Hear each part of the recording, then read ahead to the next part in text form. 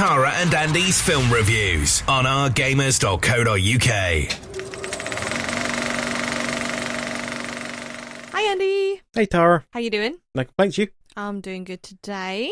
Okay, so back into a film review this week, and we're going to be talking about Sing. Yay! Oh.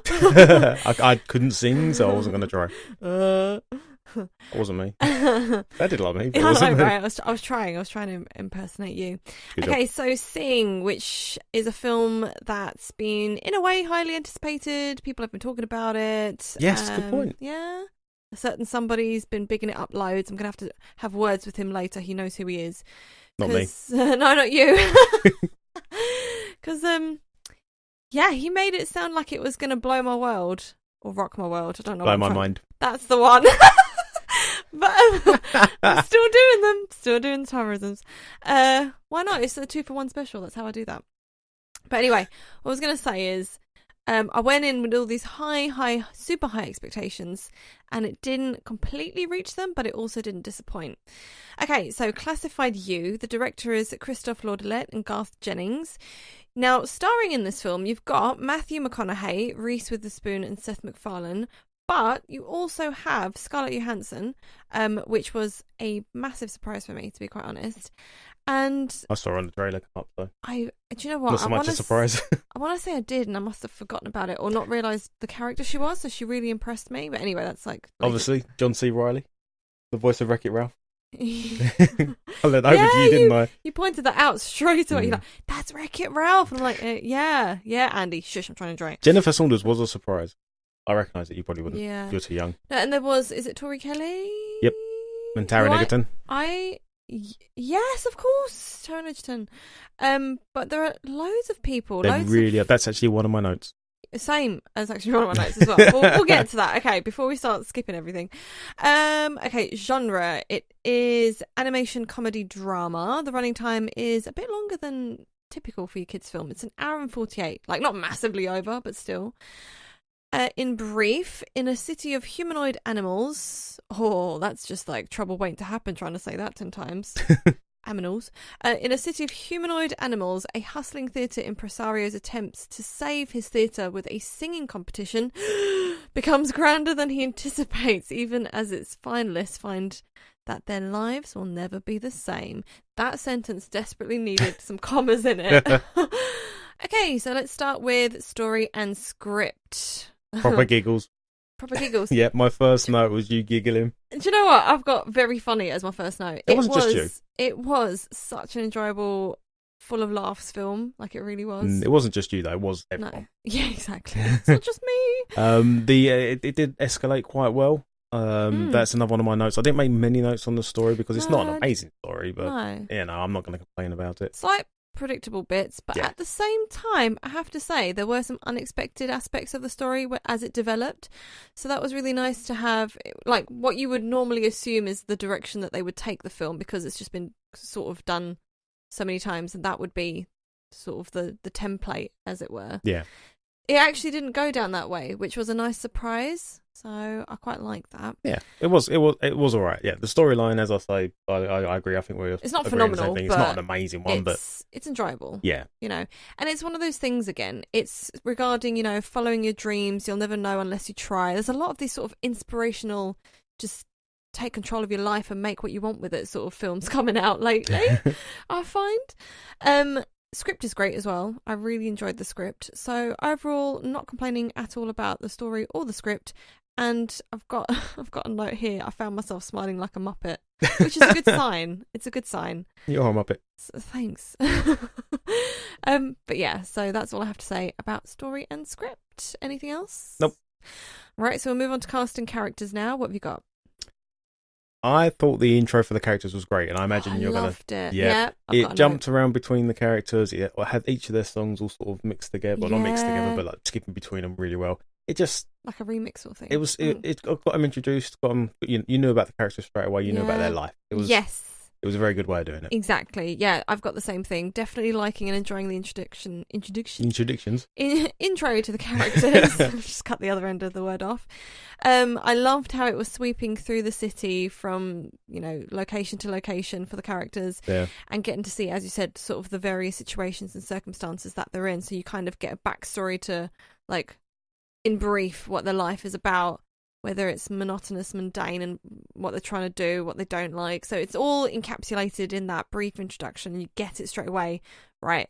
The pig, she's stay-at-home mum with tons of kids, and you've got the shy elephant, all that sort of thing. So. Yeah. No, we know with the one with the dad that's about a robber, whatever. Oh yeah, of course. There's Taron Egerton's character, the gorilla. Yeah, exactly, because that was obviously in the trailer. So you get in brief, and as you said, I enjoyed the little music choices for each character as well. That helped set the character as well, didn't it? You knew what they were singing, knew what they were going for. Okay, I think I've got that for that one. I've got well cast, and obviously, as we mentioned, well-known cast as well. Yes, yeah, they've got a lot of voices in there, haven't they? And I actually made a note that even the smaller parts that were probably lesser known or unknown voice actors, they were actually spot on as well. They've done a really good job. Definitely.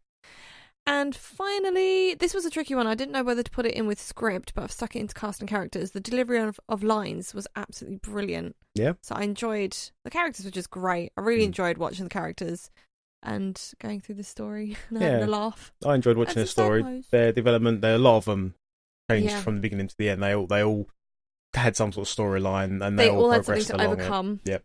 All of them had something regarding themselves or their situation that they just had to deal with and overcome, which again was really nice, and I guess just one of those things. I think the only one who didn't have any story to overcome was Mrs. Crawley, the chameleon. That woman. Do you know what? At one point, now that we're bringing her up, she really, really annoyed me. Ooh. I totally forgot until you brought her up now. What? She was funny at first, and then at one point, I just wanted to kick her off the show. Like, I just wanted to, just like, please, just get rid of her. She's annoying me so. Because she's causing a problem, was she? Exactly. I can't remember off the top of my head. Like, I'm sure you'll tell me later. There was one that was massive because she messed up so many times, and sometimes it helped develop the story. Well, obviously, a lot of times it helped develop the story. If it wasn't for her, the story would have been completely different. Well, if it wasn't for her, like, certain things would have never come about. So obviously, it's a good thing she messed up on those. But then there were other things where she messed up, and I was like, "Oh!" God, you actually, Tara's clenching her fists and shaking. That was a character that really, the whole body really, sort of really, shake, really not just the fist. me. It's like Scrappy Doo. That dog annoys me so much. Like certain characters, I really hate. Nobody likes Scrappy Doo. No. Anyway, got that out of my system. that's going to be a quote for me one day. 2017, Andy Baines. Nobody likes Scrappy Doo. But yeah, so okay, I think that is everything for cast and characters. Yep. Cool. Music and soundtrack is the next section, Andy, and it's a massive aspect of the film that we definitely have to discuss. It's not my massive notes. I said it's a massive aspect. Oh yeah, it takes up about a quarter of the page of notes. Do you know what? I don't have. Well, mine's just it's very brief, but it gets to the point, and there's not a lot to say. But what I have to say is important, so listen.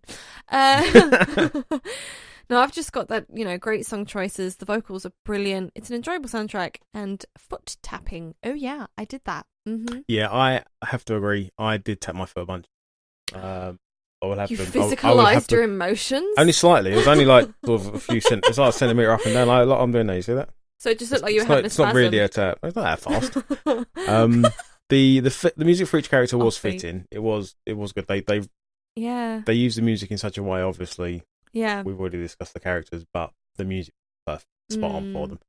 And they did mash up a song in there, and they did flip between songs occasionally, and that was all really well done. Yeah, soundtrack apparently has 85 odd songs used in it. I mean, not whole songs. I think I do have a little complaint to make about that. Song choice is great, but it's so short and snippety. It's like there were some bits I really would have liked the character to get more into, so I could get more out of that song and hear more of the vocals, because a lot of it is mashup, as you say. Some mashups really work, but sometimes there were other sections and it was like I really would have liked to have heard more of it. So that's all. Maybe that's why it's knocked my rate down a little bit because it's like it's the title's called Sing, for goodness sake. That's where I was about to go. Sorry. For a film that's based around a singing competition, the soundtrack in my eyes wasn't amazing. Yeah. It was good. Yeah. But yeah. in my eyes, It could have been things more. like Trolls had a better soundtrack. I know. And, Let's not even bring up Moana. Moana, yeah. If you're going to go for a musical sort of kids films, both of those in my eyes have better soundtracks than Trolls is. And they had great choice, as we said. They have such brilliant song choices in the film, but it's so short. You literally like it's there and it's That's gone probably again. what it is. That's probably what it is. That's all it is. And that is so frustrating. And like I said, and the vocals are so good. I really would have liked to have heard more. So yeah. Waste less time on that stupid chameleon and put more time into listening to the songs. That's what they should have done. So, I really don't like her. I believe that's all for music and soundtrack. Okay, pace. I've only got one note for this one, and I wrote great. Didn't feel too slow. No, it was How long was it? Never stagnant. It's an hour and 48, which is quite long, as you say, for a kids film. Especially, it's classified you know. I mean, they're normally an hour and a half, sort of, round about that sort of time. I know it isn't that far off, but at the same time, it's like nearly an extra 20 minutes where your kids got to sit there and enjoy the film. So you will enjoy the film. But I've not heard, to be honest, from families I've spoken to, you know, they seem to all really enjoy the film as well. But again, it's not one of those that really rocks my world. Did I say that right? I did say that right. You Good. did. I'm learning. Every time I say something, I'm like, I doubt myself. Like, did that actually come out right? Because typically you're wrong. you do get phrases and sayings wrong more than you do. Correct. I don't know what. I blame my mum. I think I blame my mum for that one. I have a German mum, and everyone I'm blames raised, their parents for their mistakes. And like, so it's a bit of a struggle growing up with that sort of thing. It's brilliant, bilingual, it's great, but it also really messes your brain up. So I struggle. So you could understand the German accent on the pig easier. Oh yeah, oh yeah. Major piggy power. I can't believe you just did that. You did it really well though. Thank you. You did it very well. I love what character you can be. Okay, so yeah, never stagnant. That's the pace. Randoms, yes. If I can look at my paper. You never mentioned about the CGI or 3D anywhere, so I just wanted to say it was quite good. Oh yeah, They had some really good moments in there with the CGI and the actual characters and stuff. I will mention the squid. Were they squid? Did we see it in 3D? Yes. We did. Oh, well, there you go. That answers that question then, doesn't it? It wasn't that outstanding. I actually put some of it used the 3D well. So, yeah, some of it was, but it's not something that I remember it for. Nah. So it's not. You don't have to see it in 3D, but it's got some good bits in it.